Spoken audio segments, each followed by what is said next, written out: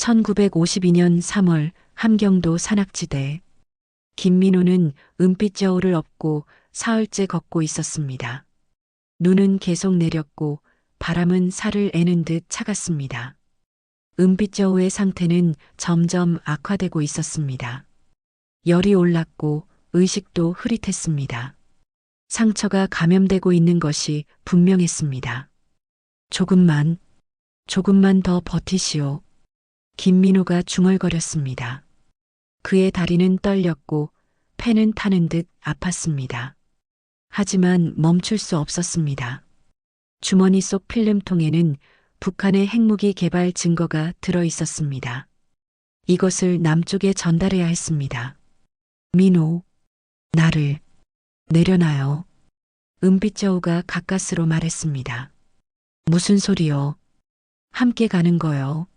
나는 더 이상 못 가요.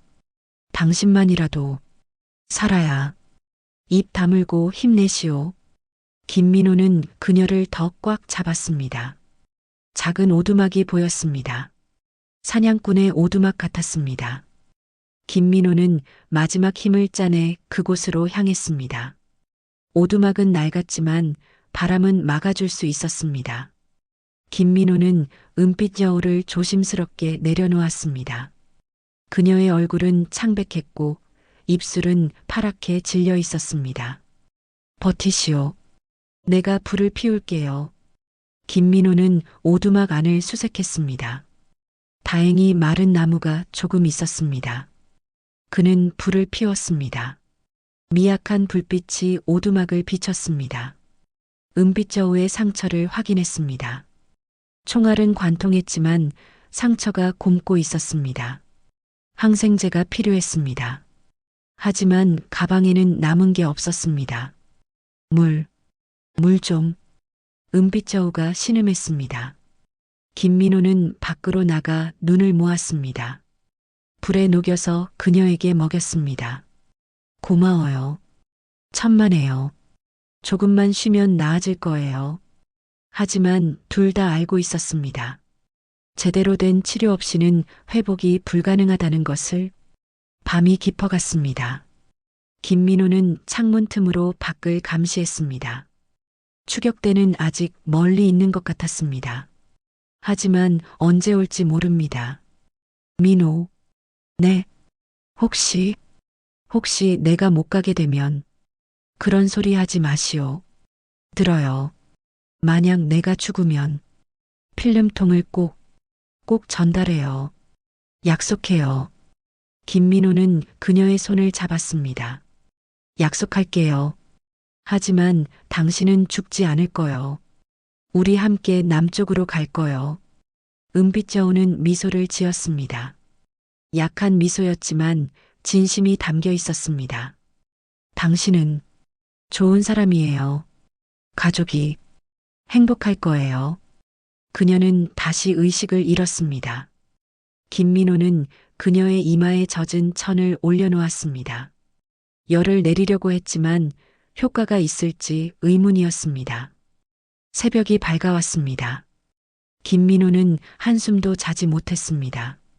밖에서 소리가 들렸습니다. 사람들의 발소리였습니다. 추격대인가? 김민호는 총을 집었습니다. 창문으로 조심스럽게 밖을 봤습니다. 3명의 사냥꾼이었습니다. 평범한 주민들 같았습니다. 사냥꾼들이 오두막으로 다가왔습니다. 그들도 추위를 피하려는 것 같았습니다. 문이 열렸습니다. 사냥꾼들이 들어왔습니다. 그리고 김민호와 은빛 저울을 발견했습니다. 누구요? 한 사냥꾼이 경계하며 물었습니다. 길을 잃었소. 도와주시오. 김민호가 말했습니다. 사냥꾼들은 서로를 바라봤습니다. 당신들 도망자요?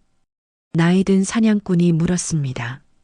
김민호는 잠시 망설였습니다.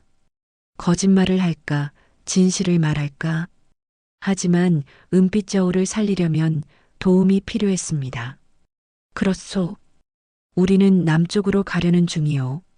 사냥꾼들이 긴장했습니다. 한 명이 총을 들어 올렸습니다. 남쪽 스파이요? 우리를 신고하면 보상을 받을 거요. 하지만 김민호가 주머니에서 금화 몇 개를 꺼냈습니다. 이것을 드릴 수 있소. 그리고 우리를 본 적이 없다고 해주시오. 사냥꾼들은 금화를 바라봤습니다. 탐욕과 두려움이 그들의 얼굴에 교차했습니다. 나이 든 사냥꾼이 말했습니다. 우리는 정치에 관심 없소. 하지만 저 여자는 곧 죽을 것 같소. 약이 필요하오. 항생제라도. 마을에 의사가 있소. 하지만 그곳은 위험하오. 보안성이 온 동네를 수색하고 있소. 마을까지 얼마나 걸리오? 걸어서 2시간이요. 김민호는 생각했습니다. 위험했지만 다른 방법이 없었습니다. 나를 안내해 주시오. 금화는 모두 드리겠소. 사냥꾼들은 다시 서로를 바라봤습니다. 마침내 나이든 사냥꾼이 고개를 끄덕였습니다. 좋소. 하지만 우리도 위험에 빠지면 당신들을 버릴 거요. 알고 있소. 2시간 후 작은 마을이 보였습니다. 김민호는 은빛 저울을 다시 업었습니다. 사냥꾼들이 앞장섰습니다. 마을은 조용했습니다. 사람들은 집 안에 숨어 있었습니다. 거리에는 보안성 요원들이 순찰하고 있었습니다. 의사집은 저쪽이요. 사냥꾼이 작은 집을 가리켰습니다. 하지만 그 집 앞에는 2명의 요원이 서 있었습니다. 왜 경비를 서고 있지? 의사를 감시하고 있는 것 같소. 탈주자를 도와줄까봐. 김민호는 이를 악물었습니다. 이렇게까지 왔는데 포기할 수 없었습니다. 뒷문이 있소? 있을 거요. 하지만 안내해 주시오. 사냥꾼들은 골목길을 통해 뒷골목으로 안내했습니다. 의사집 뒷문이 보였습니다. 경비는 없었습니다. 여기까지만 도와주겠소. 나머지는 알아서 하시오. 고맙소. 김민호가 그 말을 건넸습니다. 사냥꾼들은 재빨리 사라졌습니다. 김민호는 뒷문을 조심스럽게 두드렸습니다. 잠시 후 문이 열렸습니다. 60대 노인이 나타났습니다. 의사 같았습니다. 누구요? 도와주시오. 동료가 죽어가고 있소. 의사는 은빛 저울을 보았습니다. 그의 얼굴이 굳어졌습니다. 안으로 들어오시오. 빨리. 집 안으로 들어갔습니다. 의사는 은빛 저울을 침대에 눕혔습니다. 상처를 확인했습니다. 총상이군요. 그것도 며칠 된. 살릴 수 있소? 쉽지 않을 겁니다. 감염이 심각하오. 항생제가 필요한데. 없소? 있긴 하오. 하지만 의사는 망설였습니다. 당신들 남쪽 스파이요? 그렇소. 나를 공경에 빠뜨리는군요. 앞에 보안성이 지키고 있소. 김민호는 무릎을 꿇었습니다. 제발 도와주시오. 이 사람은 죽어서는 안 돼요. 의사는 한숨을 쉬었습니다. 일어나시오. 의사로서 환자를 버릴 수는 없소. 그는 약장에서 항생제와 소독약을 꺼냈습니다. 상처를 치료하기 시작했습니다. 1시간이 지났습니다. 치료가 끝났습니다. 일단 응급처치는 했소. 하지만 최소 며칠은 안정이 필요하오. 며칠? 움직이면 상처가 다시 벌어질 거요. 하지만 며칠을 기다릴 수 없었습니다. 박철수의 추격대가 곧 도착할 것입니다. 그때였습니다. 앞에서 소리가 들렸습니다. 의사, 문 열어. 보안성이었습니다. 의사의 얼굴이 창백해졌습니다. 뒷문으로 도망가시오. 빨리. 고맙소. 김민호는 은빛 저울을 다시 업었습니다. 뒷문으로 나갔습니다. 하지만 골목 끝에 요원들이 나타났습니다. 저기다. 잡아라. 총소리가 울렸습니다. 김민호는 반대편 골목으로 뛰었습니다. 은빛 저울을 업은 채로는 빠르게 달릴 수 없었습니다. 민호, 나를 내려놔요. 안 돼요. 골목은 막다른 골목이었습니다. 앞은 높은 담장이었습니다. 끝인가? 뒤에서 요원들이 다가왔습니다. 총을 겨누고 있었습니다. 항복해라. 더 이상 도망칠 곳은 없다. 김민호는 은빛 저울을 내려놓았습니다. 총을 들었습니다. 마지막 항전이었습니다. 민호, 필름통을. 알고 있소. 김민호는 필름통을 꺼내 그녀의 손에 쥐어주었습니다. 당신이 지키시오. 나는 그들을 막을게요. 안 돼요. 이것이 유일한 방법이요. 김민호는 골목 입구를 향해 총을 쏘기 시작했습니다. 요원들이 엄폐했습니다. 총격전이 벌어졌습니다. 하지만 탄약이 얼마 남지 않았습니다. 김민호는 절망적이었습니다. 그때였습니다. 하늘에서 굉음이 들렸습니다. 미군 전투기였습니다. 기총소사가 시작되었습니다.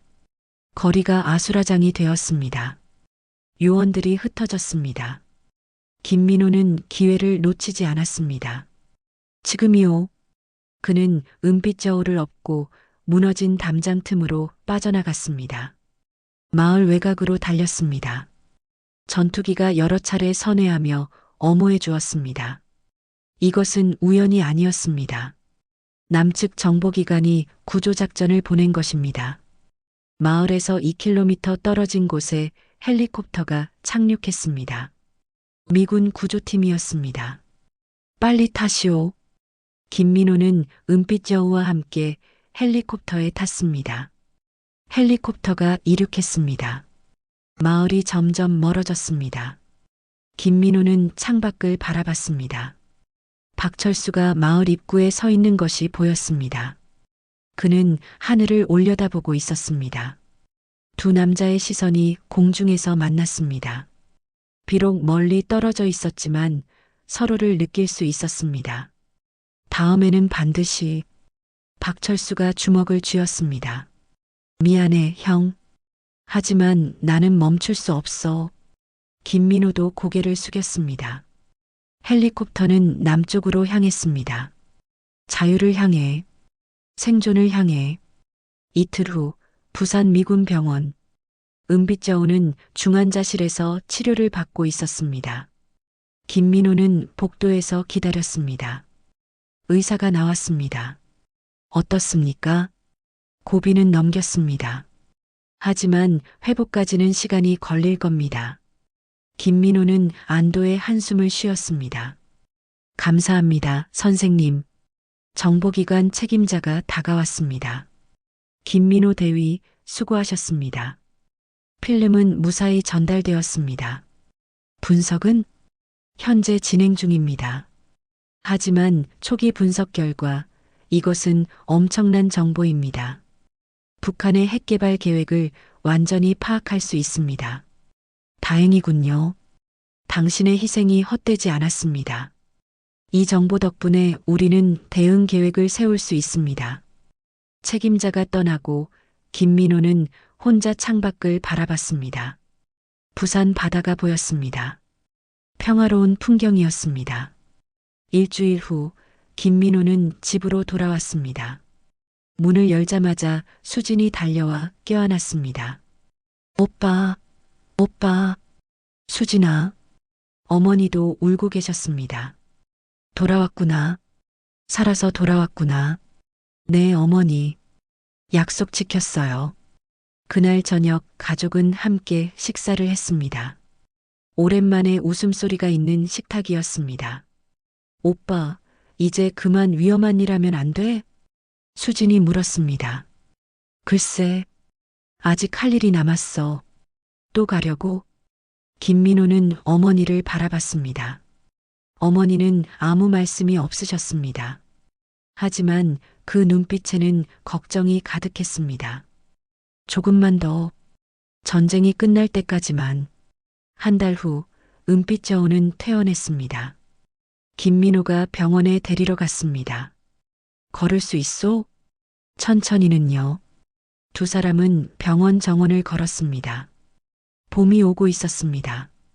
꽃들이 피어나고 있었습니다. 필름통은 잘 전달됐나요? 그렇소. 당신 덕분이요. 우리 덕분이죠. 함께 해낸 거예요. 다음 임무는 어떻게 할 거요? 은빛여우가 미소를 지었습니다. 당연히 함께 가야죠. 우리는 팀이잖아요. 하지만 당신은 아직 회복할 거예요. 그리고 다시 싸울 거예요. 이 전쟁이 끝날 때까지. 김민호는 고개를 끄덕였습니다. 그들은 계속 싸울 것입니다. 평화가 올 때까지. 한편 평양, 박철수는 보안성 본부에서 징계를 받고 있었습니다. 또 놓쳤소? 이것은 세 번째요. 리명수가 차갑게 말했습니다. 변명의 여지가 없습니다. 당신은 강등되오. 지방 초소로 발령날 것이오. 박철수는 고개를 숙였습니다. 하지만 그의 눈빛에는 여전히 불꽃이 타오르고 있었습니다. 김민호, 언젠가는 반드시. 그날 밤 박철수는 혼자 술을 마셨습니다. 오래된 사진을 꺼냈습니다. 일제강점기 시절 김민호와 함께 찍은 사진. 우리는 언제부터 이렇게 되었을까? 그는 사진을 오래 바라봤습니다. 그리고 천천히 찢었습니다. 다음에 만나면 반드시 끝장을 내겠어. 부산의 밤바다. 김민호는 혼자 산책하고 있었습니다. 파도 소리가 들렸습니다. 그는 북쪽을 바라봤습니다. 저 너머 어딘가에 박철수가 있을 것입니다. 여전히 복수를 꿈꾸며. 철수 형, 우리는 다시 만날까? 김민호는 주머니에서 어머니가 준 부적을 꺼냈습니다. 이것이 그를 살려준 것일까? 아버지, 저를 지켜봐 주셔서 감사합니다. 바람이 불었습니다. 따뜻한 봄바람이었습니다. 전쟁은 계속되고 있었습니다. 하지만 김민호에게는 이제 지켜야 할 것들이 있었습니다. 가족, 동료, 그리고 평화를 꿈꾸는 모든 사람들, 평양의 그림자들, 그들의 싸움은 끝나지 않았습니다. 하지만 희망은 있었습니다. 언젠가는 이 전쟁이 끝날 것이라는 희망, 그리고 다시 평화가 올 것이라는 희망. 김민호는 집으로 돌아갔습니다. 가족이 기다리고 있었습니다. 따뜻한 집이었습니다. 오빠 어디 갔다 와? 산책. 밥 먹을래? 내가 라면 끓여줄게. 그래, 고마워. 평범한 대화였습니다. 평범한 일상이었습니다. 하지만 이것이 가장 소중한 것이었습니다. 김민호는 식탁에 앉았습니다. 어머니와 수진이 함께 있었습니다. 가족이었습니다. 이것을 지키기 위해 나는 계속 싸울 것이다. 밤은 깊어갔습니다.